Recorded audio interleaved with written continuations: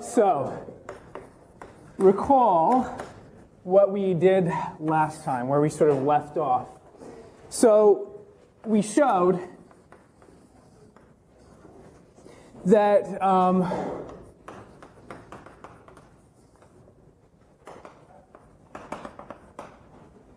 if we start with a finite dimensional vector space,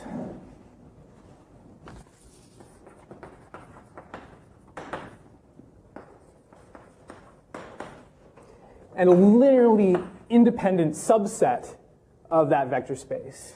So I'll call that set S, and I'll contain vectors v1 through vn. And I assume that this is a linearly independent set.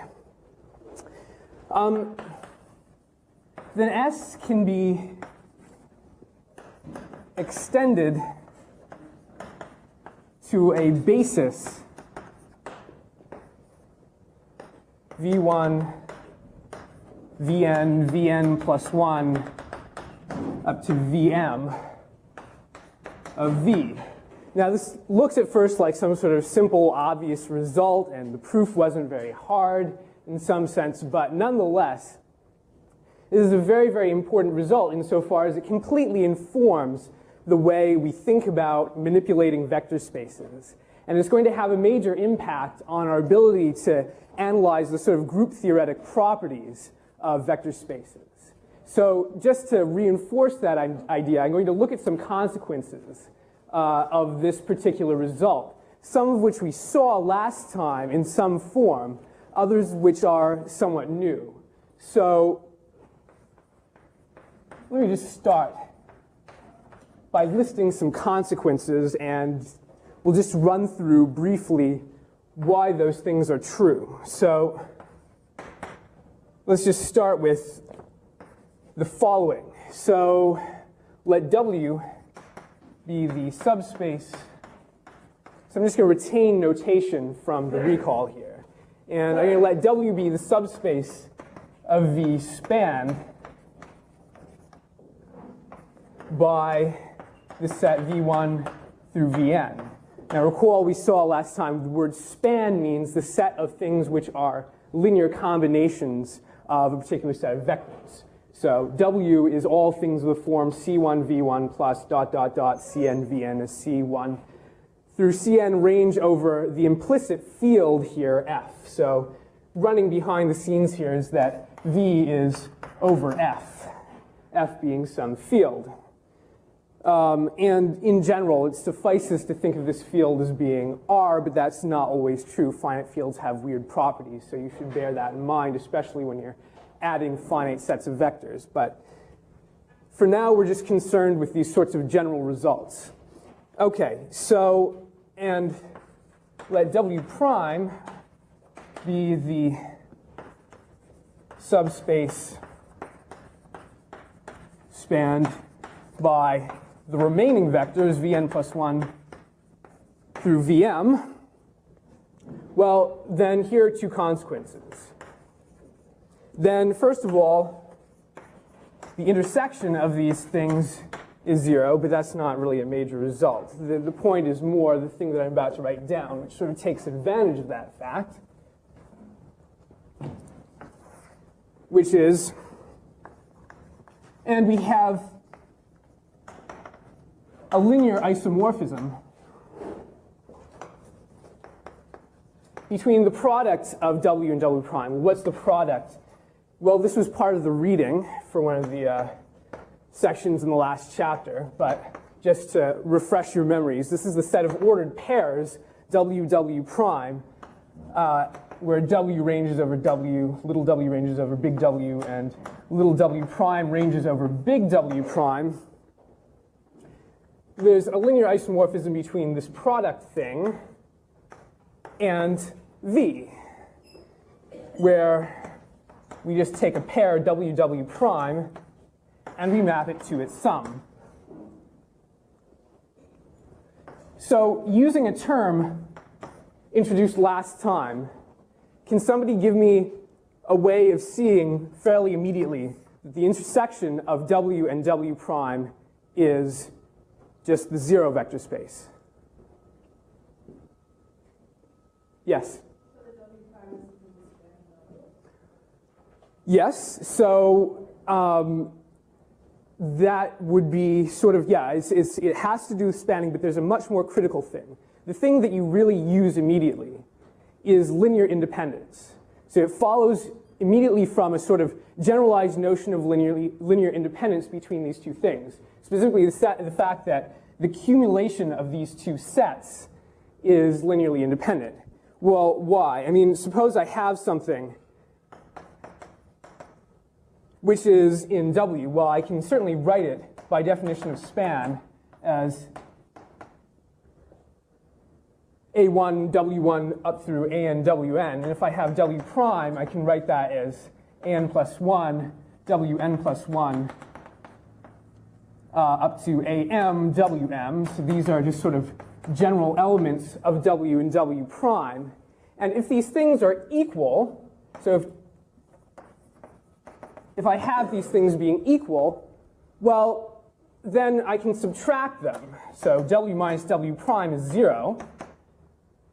But that's this sort of non-trivial linear combination of A1, W1 up through AN, WN plus minus AN plus 1, WN plus 1 up through AM, WN.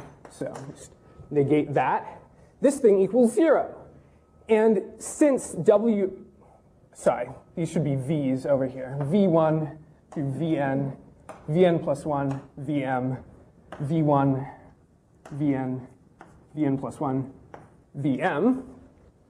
Well, since these things are all linearly independent, by hypothesis, these things form a basis. All of these AIs are 0. So each AI must be 0. So the things that we started with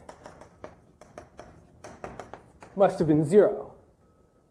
So it's the linear independence which is telling us in like a completely essential way that the intersection of these sorts of linearly independent spans must be 0. Now let's move on to the fact that this thing is a linear isomorphism.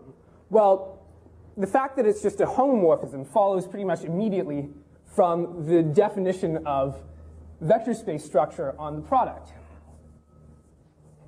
So how do you add things in here? Well, you add them component-wise. So if I have W1, W1 prime, and W2, W2 prime, you just add these things, W1, W2, W1 prime plus W2 prime. And if I multiply by a scalar, C times WW prime, that's just CW prime. So it's pretty apparent that this map here must at the very least be a linear transformation. So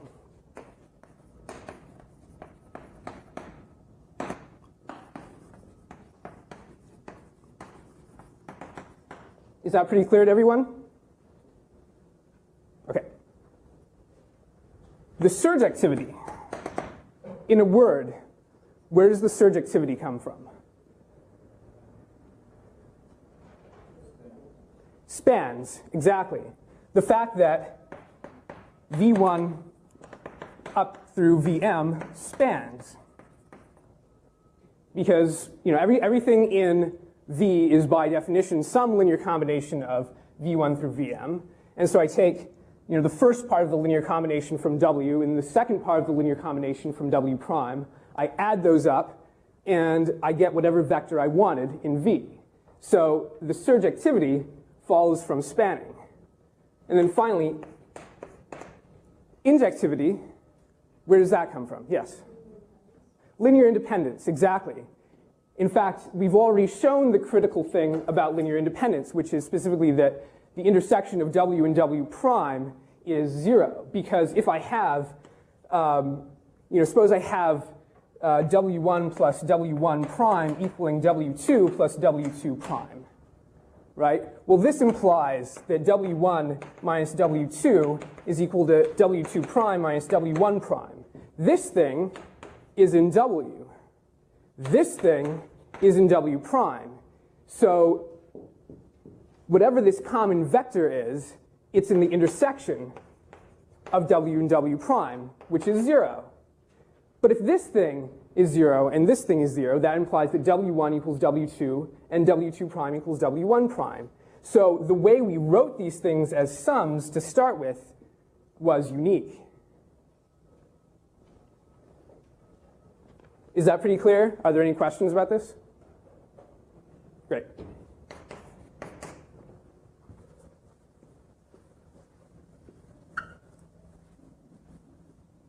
Second consequence. So now let's sort of forget about the sort of notation we introduced before. So we're just going to start with, maybe the same vector space V, but we're not going to have W defined as before. We're just going to let W be some subspace. So if W is a subspace of V,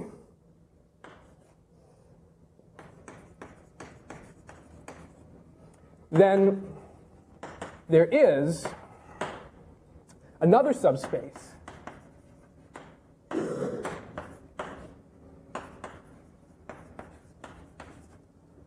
there's another subspace W prime of V such that the composite map, so I can certainly just inject W prime into V by just letting W prime map to W prime. I mean, this is just sort of the embedding map. This is sort of the identity map on W prime. And recall also that there is a canonical map, and it's a surjection. There's a canonical quotient map, so canonical quotient map, which just takes this W prime and maps it to the coset of W prime, the W coset of W prime, such that this composite map is an isomorphism.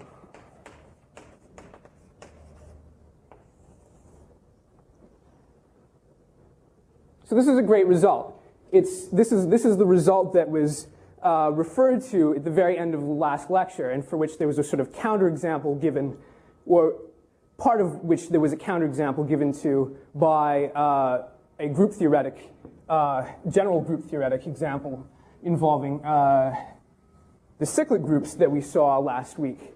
But it turns out that vector spaces are nice enough that things sort of always break up in this great way. And I'll elucidate that further with a third consequence. But can anybody just give me very briefly the argument for this?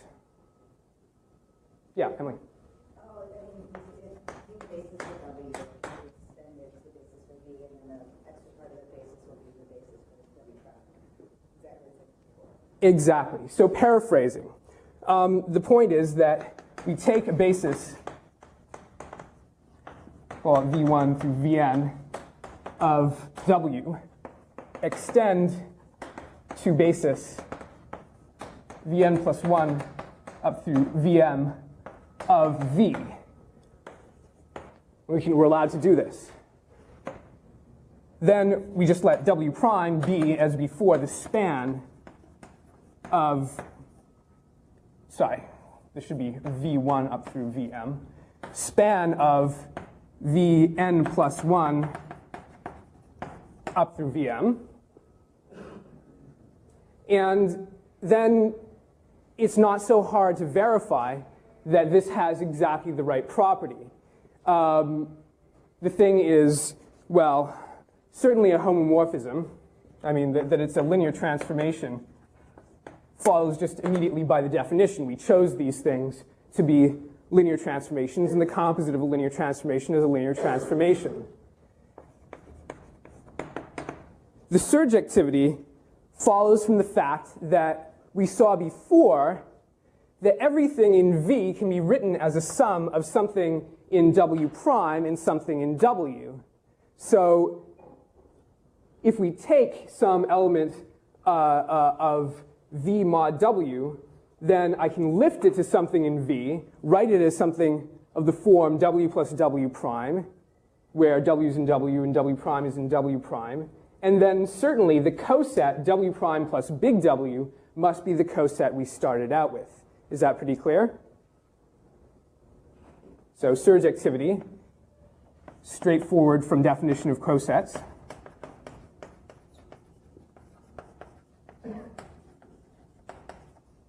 And the spanning.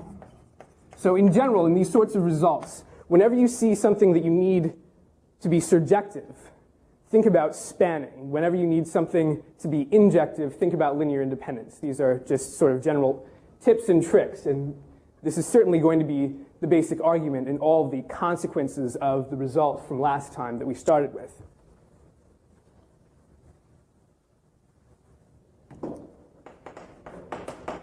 And so injectivity, well, again, this is a sort of linear independence type result. So if I have, I mean, I can certainly, we just saw it, I can certainly write any cosets in the form W prime plus W, where W prime is in big W prime.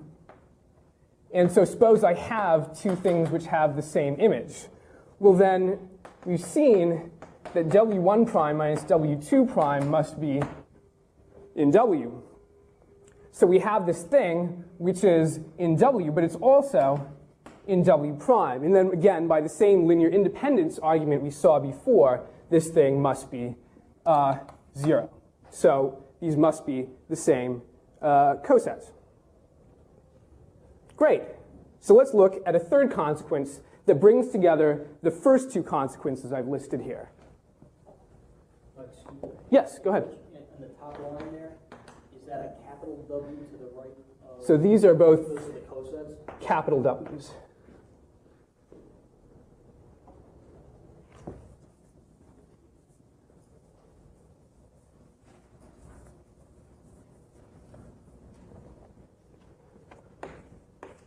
So the third thing is that if we put 1 and 2 together, put the arguments for 1 and 2 together, we get that for any subspace W of V, so suppose we have W subspace of V, there's an isomorphism between V and W with its product with the quotient. So V is isomorphic to W cross V mod W. And it's just a sort of exercise. I mean, don't hand this in or anything, but think about when you're reading over your notes why these two things come together to give this result. But it's just a very sort of cute result. It tells you exactly how to think about quotients and so on in the case of vector spaces. Don't be fooled. I mean, in general, in groups, quotient structures can be very, very complicated, very, very difficult. But in the case of vector spaces, it's very, very easy to understand quotients as being sort of complements. And a fourth result, well, actually, before I move on to a fourth result, can somebody tell me something as a result of this about the dimensions of V, W, and V mod W? Yes? The dimension of V would have to be the sum of the dimension of W and the Yes, exactly. The dimension of V must be equal to the dimension of W plus the dimension of V mod W. Now let's use this result on a general linear map.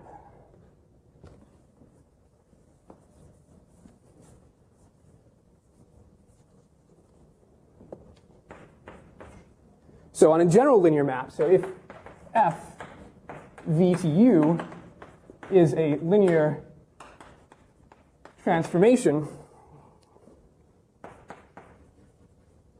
then, well, two things are true. First of all, v is isomorphic to the product of the kernel of f with the image of f, and consequently, again, by the same argument as here, the dimension of v is equal to the dimension of the kernel of F plus the dimension of the image of F. What group theoretic result implies this?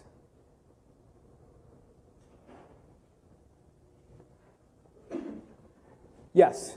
Well, result that the order of the kernel with H, by the product by the order of its image is equal to True. So that would be true if you had like finite groups, like say if this were over a finite field and we had a finite dimensional vector space. So what you were saying is you were referring to the counting formula that we looked at. But how did we prove that particular counting formula? There was a particular theorem that we saw. Yeah, there was the isomorphism theorem. So the key result that we previously saw, and it can't be emphasized how important this result is, because it, in much the same way that our discussion here is completely informing the way we understand vector spaces, the isomorphism theorem we saw a few lectures ago completely informs the way we sort of decompose groups and understand their structure. So we saw a very significant isomorphism theorem. So why? Well, the isomorphism theorem for groups implies another sort of isomorphism theorem for vector spaces, where you just sort of add in the linear structure, which is something that's lacking in general groups. But here's a way of putting it. If I have a homomorphism, in fact, in our case, a linear transformation, because we want to preserve linear structure here, we're dealing with vector spaces. So given a linear transformation from some vector spaces V to U, the map F bar, remember we talked about the induced map? The induced map from V modulo the kernel of F going to the image of F, where we take V plus the kernel of F. A typical element of V modulo some group is V plus that subgroup. So we take this and we map it to F of V, which is a well-defined element of the image subgroup, or in our case, subspace. Is this familiar to everyone? Does everybody remember the isomorphism theorem? It's a very important result. In fact, if you don't remember it, I mean, I can't emphasize enough, it's a really great idea to go home and try to figure out how to prove it without looking at the book. It's very important. So the point is that this thing is a well-defined linear isomorphism. I mean, we saw this in the case of groups. We saw that this thing is a well-defined homomorphism, and that if this, and that it's injective and surjective by sort of basic properties of cosets. And so the only thing that's sort of being added here is the linear part. And that just involves multiplication by scalars. You just have to see that this map preserves multiplication by scalars. And this isn't hard. So given this result, all we have to do is take W to be the kernel of F, and then just put it in this result, because this is saying that V is isomorphic to kernel of F times image of F, and this is saying that, well, W times V mod W, but W is the kernel here. V mod W is V modulo the kernel, but that is, we've just seen, the image. So kernel times image.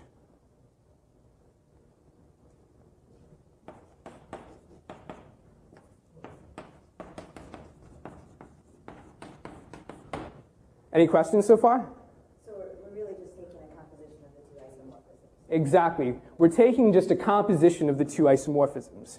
We're putting together all the things we know, we're accumulating them, we're putting together the isomorphisms, and we're seeing what we can find about this structure of the group. Now, in general, it's a very good idea if you're trying to understand the structure of a general group, and this is especially true of vector spaces, to try out various maps.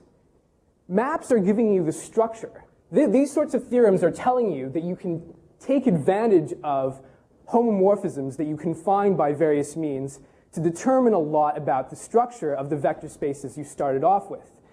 They allow you to decompose maps and so on, decompose the vector spaces and so on. This is very, very true in the case of groups. You often can find some sort of homomorphism between groups and allow this to help you decompose the group into simpler structure. Okay, let's move on to something a little different.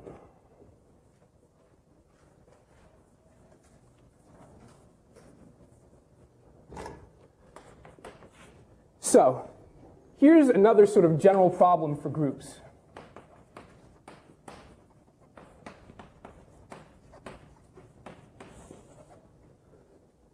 Well, if I have a homomorphism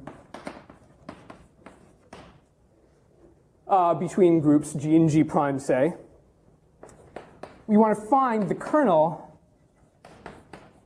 and the image of this homomorphism. Sort of a general problem. It's a sort of obvious thing that you want to be able to do. Now, this is, in general, very difficult.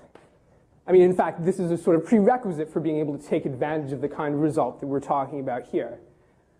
But this can be very, very difficult in the case of general groups. This is generally difficult. But with vector spaces, it's easy. Yeah. Okay.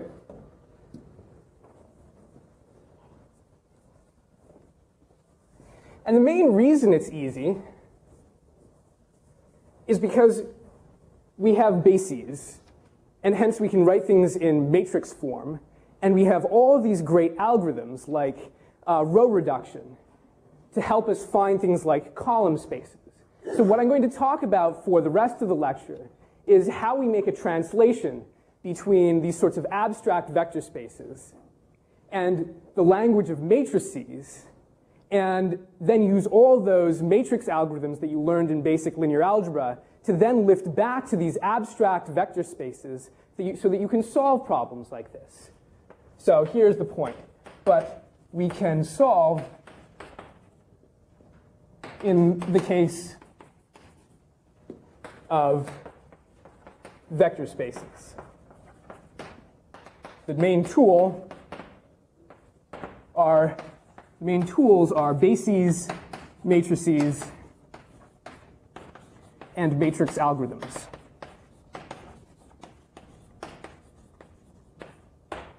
That you've all practiced ad nauseum. Yes, they are actually useful for something. So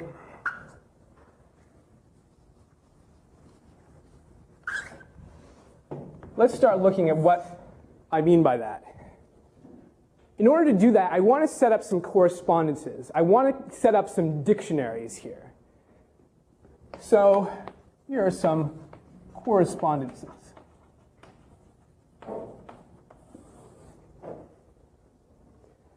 The first correspondence I want to set up is one that we saw in some form in last lecture, although it wasn't necessarily made completely explicit.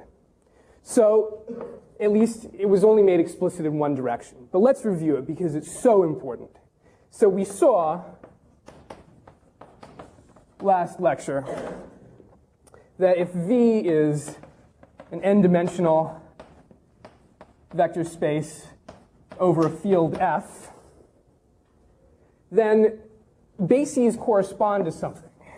Bases correspond to linear isomorphisms between the sort of canonical n-dimensional vector space Fn and V. There is a correspondence, a one-to-one onto correspondence between bases of V and linear isomorphisms from Fn to V. So suppose I have a basis And we're going to assume that our bases are ordered. So maybe I'll just put parenthetically that these are ordered bases. So suppose I have my basis B, which consists of vectors v1 through vn. We defined last time an isomorphism. How did we define it?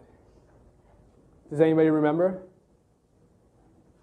Yes? At the end of it, we recommend x1 times b1, etc. So we take this merger x1 from x2. Exactly. Paraphrasing and introducing a bit of notation, which isn't standard, it's not in the book or anything, but it's going to be a useful notation for the purposes of this lecture. We're going to define something I'm going to call rho B associated to this basis B. It's going to be going from Fn to V. And what will it do? Well, it'll take the column vector. I'll write, for the most part, elements of Fn as column vectors. You take the column vector A1 through AN, and you map it to the sum A1 V1 plus AN Vn. How do we go in the other direction? Suppose we have a linear isomorphism from Fn to V. What's the basis that corresponds to it? Yes, go ahead. It would be the inverse of the matrix whose columns, and it would be the inverse of F, I guess is what you're calling rho B then. Yeah, that's one way of putting it. So another way of putting it, so that one doesn't make direct reference to B as being a matrix. Why don't we think of this as just being some sort of ordered set? Another way of putting exactly what you just said is that if we have some rho, we take it to the ordered set rho of 1, 0, 0, 0, 0, and then rho 0, 1, 0, 0, and then onwards to 0, 0, 1. So there's this standard basis of Fn, and we just evaluate rho on that standard basis. So this is just a way of sort of translating everything into standard basis language. The whole point of this, the whole point of why this works, is precisely that Fn comes equipped with this sort of easy to work with basis.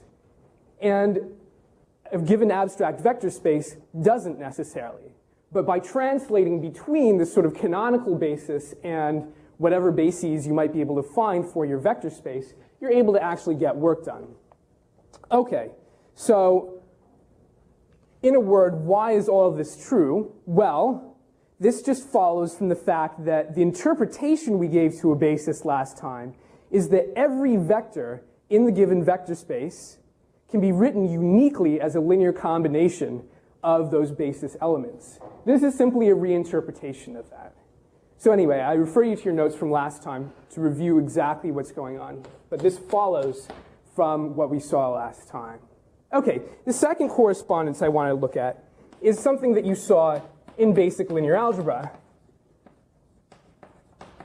And that is that linear transformations between our sort of standard vector spaces, Fn and Fm, these correspond to matrices. These correspond to M by N matrices over the field F.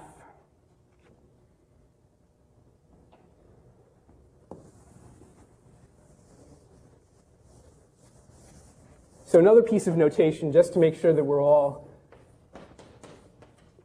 clear on what's going on here.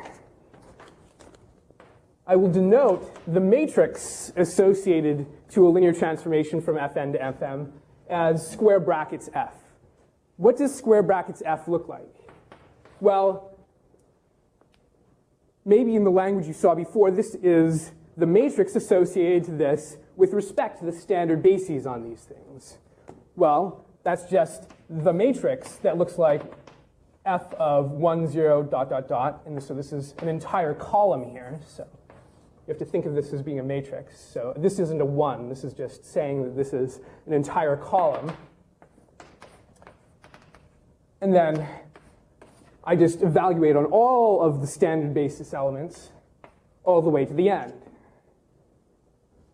And I mean, it should be pretty familiar that this works. going in the other direction, I take a matrix A, and from it I get a linear transformation from Fn to Fm by mapping a vector v in Fn to its matrix multiple by A. So this is just the standard thing we saw before. Now, one of the most important things about this correspondence is that it preserves the sorts of natural operations that you learned on both sides of that. So on the side of the linear transformations here, you know that you can add linear transformations and you can scalar multiply and you can compose. And the point is that that's preserved by this taking of brackets. So in brief, C1 F1 plus C2 F2 equals C1 brackets F1 plus C2 brackets F2. If I take the matrices associated to these things, it preserves all this sort of structure. And moreover, if I compose F1 and F2, well, that just corresponds to matrix multiplication. This is very important because we know exactly how to do matrix multiplication. We know how to do all these things in a very simple, efficient, algorithmic way. So this is a way of just translating into the language of matrices. So let's sort of put these things together, put these two correspondences together.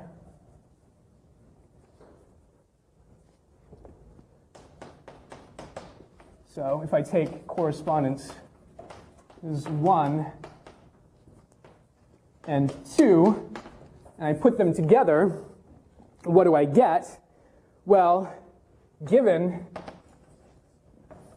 some linear transformation from, say, v to v prime. So this is just some linear transformation. And let's assume that this thing has dimension n and m, and let's just equip these things with bases b and b prime. So these are these finite dimensional vector spaces of dimension n and m, and I equip them with these bases b and b prime. We know we can always equip a vector space with a basis. At least we showed that in the finite dimensional case. There is a proof that's more general that works in sort of the most general version of the theory of vector spaces, where you allow infinite dimensional vector spaces. But that requires a little set theory. So, and the controversial axiom of choice. So, given this thing, what do we do? Well, we have the matrix of F with respect to B and B prime. How do we define this? Well, let's just give it a notation, FB, B prime. This thing is rho B prime inverse F rho B. Why does this make sense? Well, we defined rho B so that it takes this standard vector space, these things of the form Fn, to the vector space we're working in. Then F takes the thing that, the vector space we're working in V to something in the vector space V prime. Then rho B prime translates back out of the abstract language of these vector spaces V prime and gives you something in this sort of canonical vector space Fm using this basis B prime. So it's the matrix of F with respect to B and B prime. Another sort of explicit way of looking at this is explicitly, if B is V1 through Vn and B prime is, say, V1, or maybe make this easier, W1 through Wm, then, well, given any of these Vj's, we know that we can write its image uniquely as a linear combination of things in this basis B prime. That was this defining characteristic of bases. So this thing looks like just the sum for each of these j's. J is just ranging over 1 through n. This looks like the sum I equals 1 to m aij wi for some scalars, aij. So what is this thing f, b, b prime? Well, it's just this matrix made up of these numbers. And it's a very easy verification from this definition. This definition is just a sort of fancy and easy to work with way of introducing this more computational way of referring to the matrix with respect to b and b prime.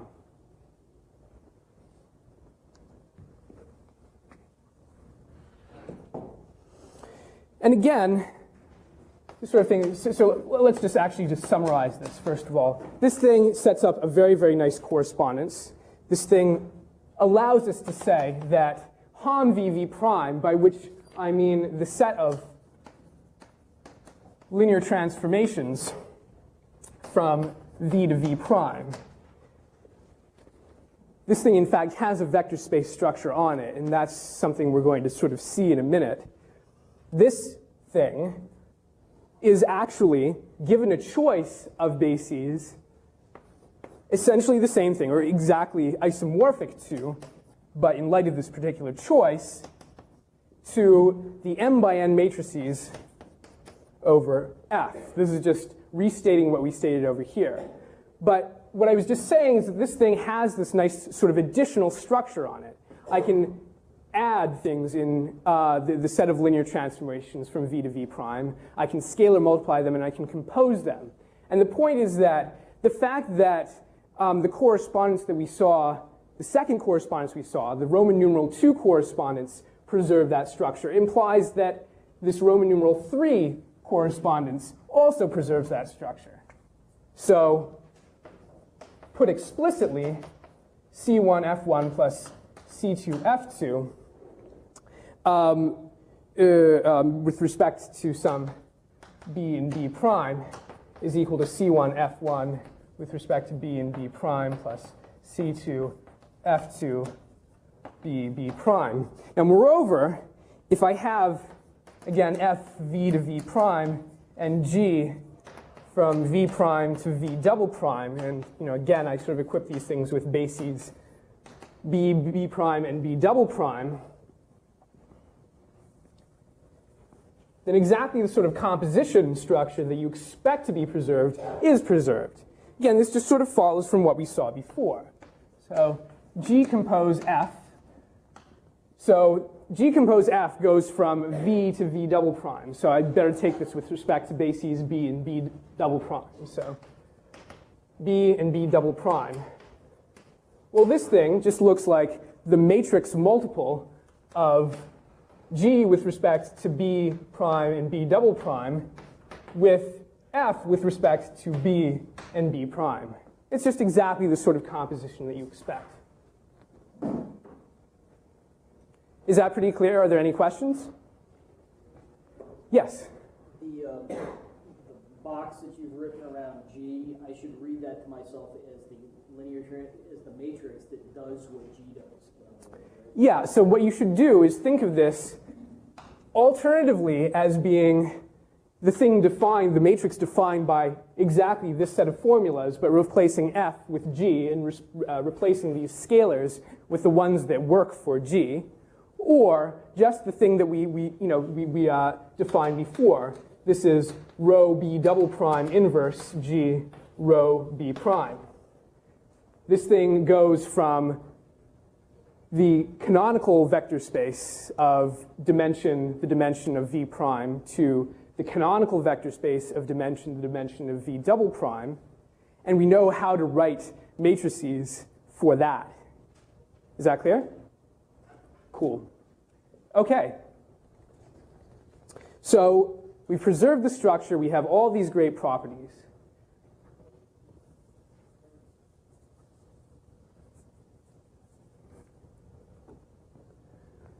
What if we want to change bases? I mean, there's nothing canonical about a basis. There are lots and lots of bases for a given vector space. Sometimes you need to work in different bases according to the applications. Sometimes there are more convenient bases than the one that you started working with. So suppose in the middle of your calculations you need to start changing bases. How do you do this? Well, again, this is just a souped up version of exactly what you saw in basic linear algebra. This is just putting all the trappings of this theory of abstract vector spaces over an arbitrary field on a theory that you've already seen. So, change of basis. So suppose we have V, and it has bases B1 and B2. And we have vector space V prime over F, and it has bases B1 prime and B2 prime.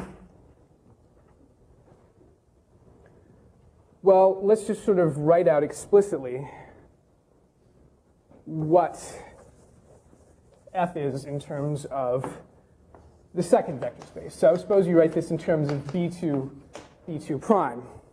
Well, we define this as being rho B2 prime inverse F rho B2, right? But I can always just sort of insert here, say, rho B1 prime, rho B1 prime inverse. That's just the identity map. So I'm certainly allowed to insert it here. And I can do the same sort of thing over here. So let me just write that out completely explicitly. I can rewrite this as rho B2 prime inverse rho B1 prime times rho B1 prime inverse F rho B1 rho B1 inverse. This thing again is the identity, so I'm just allowed to insert it wherever I want, as long as it's the identity on the right vector space. And it certainly is. Rho B2. So I can, because of this sort of composition property of this taking matrices, this sort of bracketing operation. So this bracketing operation, you just have to think, okay, that means take the matrix. Well, we saw before that it preserves composition. So I could rewrite this as rho B2 prime inverse rho B1 prime times rho B1 prime inverse F rho B1 times rho B1 inverse rho B2. Why did I do this?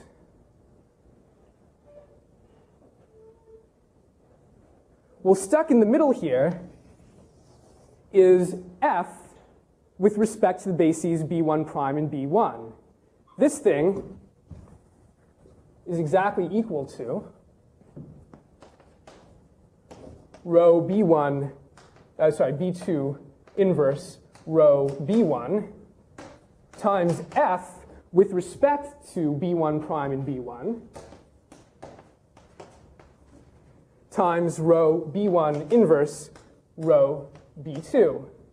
And notice that the things on either side of this look very, very similar.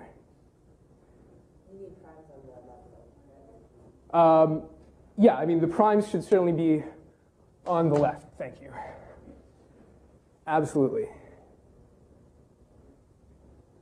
So things that look like this, it makes sense to call change of basis matrices.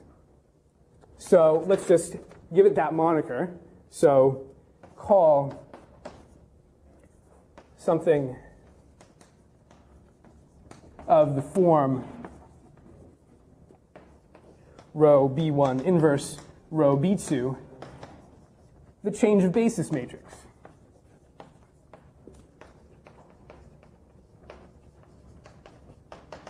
Or a change of basis matrix. In fact, it's unique given the B2 and the B1, but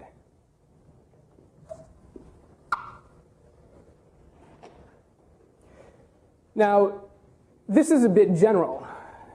You've probably seen this construction in a essentially identical form, but in the special case where V and V prime are the same.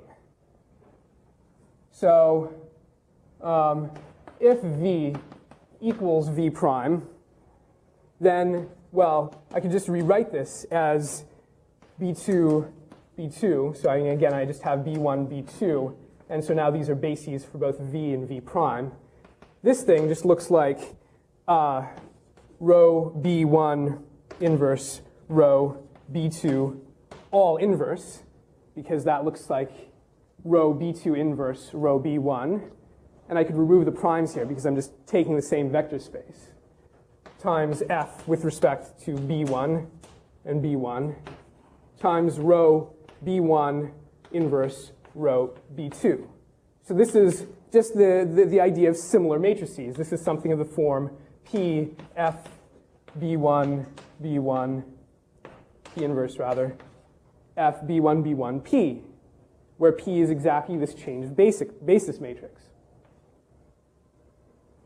Now stepping back to the general construction for just a second, let's just explicitly write down for sort of calculation purposes what that thing is. Well, if I have B1, and I can write it as V1 through Vn, and I have B2, and I write it as W1 through Wn, then row B1 inverse row B2 is just the matrix Cij, where I again use this sort of defining property of bases to write each element Wj as a linear combination of the Vi's, which I can certainly do. So this is I ranging over 1 to n. So to calculate, this is what you do. So if I just sort of think about this kind of thing that we've written down here, we've actually given this sort of thing a name. I mean, in basic linear algebra, you call this like the theory of similar matrices. But so far in group theory, we've given this a different name. That's conjugation of matrices. So what you have to start doing is, in this sort of course, you want to start moving away from that language of like similar matrices and to the language of group theory. So you would talk about this as being conjugacy. And in fact, this totally makes sense because we actually have a group in which we're doing this conjugation. Let me make that explicit.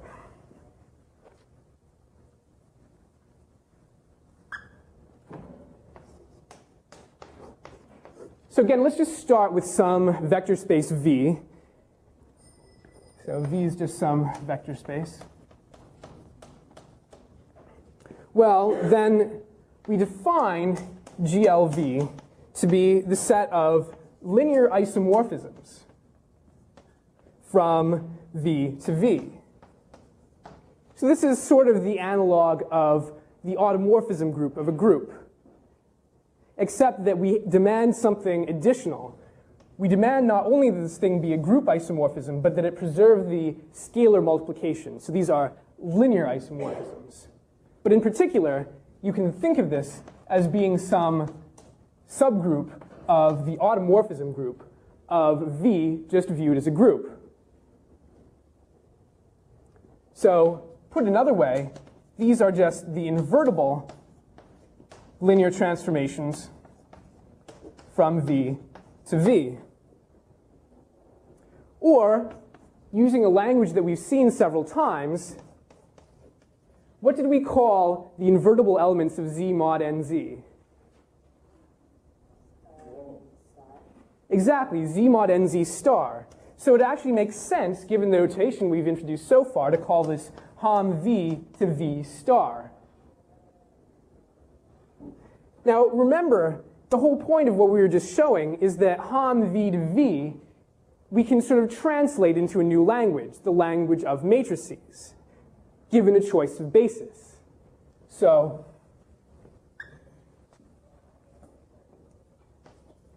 given a basis B of V, we just saw we can rewrite this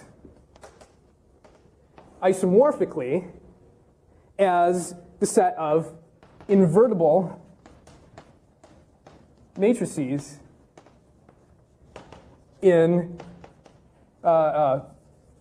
in M n by n F, where n is the dimension of V. What is this thing called? What is the set of invertible matrices? GLNF. So the idea is that we have this abstract thing, GLV, but when we need to work with it, it's much more convenient to work with matrices because you can actually do calculation with matrices.